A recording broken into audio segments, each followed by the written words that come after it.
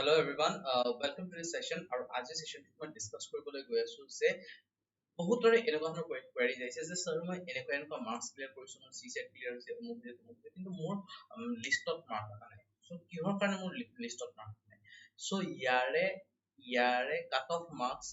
clear কৰাৰ পিছতো যদি হে লিষ্টত নাম অহা নাই তেতিয়া হলে তাৰে কেইটামান পইণ্ট আজি আমি ডিসকাস কৰিম সেই পইণ্ট কেইটা কি হয় যে যদি হে আপুনি যেতিয়া হেৰি কৰিছিলে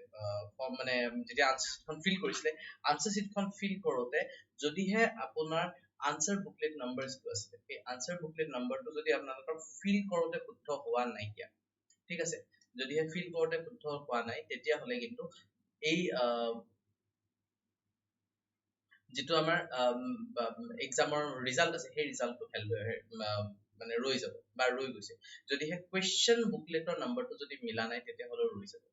ঠিক আছে যদি হে ৰোল নাম্বাৰটো লিখোতেও যদি আপোনালোকৰ কিবা যদি 19 20 যদি হৈছে ঠিক আছে সে আমি ৰাউন্ড কৰিব লাগিছিলে সেই ৰাউন্ড আমি কৰিব নোৱাৰিলো ঠিকমতে আমি ৰাউন্ড কৰিব নোৱাৰিলো ঠিক আছে so in that case as well তাতেও আমাৰ কি হ'ব তাতেও আমাৰ যদি আমি ৰাউন্ড কৰোতে আমাৰ অসুবিধা হৈছে আমি বলে এটা আছে আমি 3 আৰু 4 আছে সো আমি কি কৰিছো আমি 3 বা 4 ত আমি দুবাৰ ৰাউন্ড কৰি দিছো ঠিক আছে তেতিয়া এখন কি হ'ব ক্যান্সেল হৈ যাব ঠিক আছে সো ৰোল নাম্বাৰ ওমাৰত মাৰ্ক কৰতে বা কোৱেশ্চন বুকলেট নাম্বাৰ লিখোতে বা আনসাৰ বুকলেট নাম্বাৰ লিখোতে যদি হয় নহয় অসুবিধা তেতিয়া হলে আপোনাৰ যিখন আনসাৰ শীট আছে সেই আনসাৰ শীটখন আপোনাৰ ক্যান্সেল হৈ গৈছে ঠিক আছে তাৰে পিছতে যদি হে আপোনাৰ কি হয় এই তিনটাটো ডাইৰেক্ট আপোনাৰ আনসাৰ শীট যিখন আছে সেই আনসাৰ শীটখন ক্যান্সেল হৈ গৈছে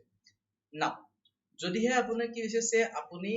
ডেফিনেটলি আপুনি যেটো কাট অফ মাৰ্ক আছিল সেই কাট অফ মাৰ্কটো আপোনাৰ মতে আপুনি ক্লিয়াৰ কৰিছে বাট কোনোবাটো অপচনত হয়তো আপুনি যদি ৰাউন্ড কৰিছিলে সেই ৰাউন্ডটো আপোনাৰ একেটা অপচনতে আপুনি এটো ৰাউন্ড কৰিছে বি সি ডি থাকে আপুনি ডি টো ৰাউন্ড কৰিছে আপুনি মানে প্ৰথমতে এ বুলি হৈছিল তাৰপিছতে আপুনি কাটি কিনে আপুনি সি বুলি মাৰিছে in that case আপোনাৰ এইটো আনসাৰ আছে এইটো আপোনাৰ মাৰ্কস ক্যালকুলেট কৰা নহয় ঠিক আছে এইটো আপোনাৰ মাৰ্কস ক্যালকুলেট কৰা নহয় ঠিক আছে সো তেনেকৈ হয়তো আপোনাৰ মাৰ্কস আপুনি যদিও ভাবি আছে যে ইমানটো আপুনি পাব লাগে বুলি তথাপি আপোনাৰ হয়তো মাৰ্কস ইয়াতে কমি যাব পাৰে ঠিক আছে সো গাইজ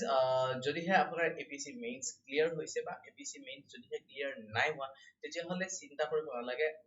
আপোনালোকে 2024 আকৌ এক্সাম হ'ব আৰু সেইটো কাৰণে Adda247 এ বুক কিছুমান লৈ আহিছে আৰু সেই বুকবিলাকত জাস্ট কোড ইউজ কৰিব লাগিব Y704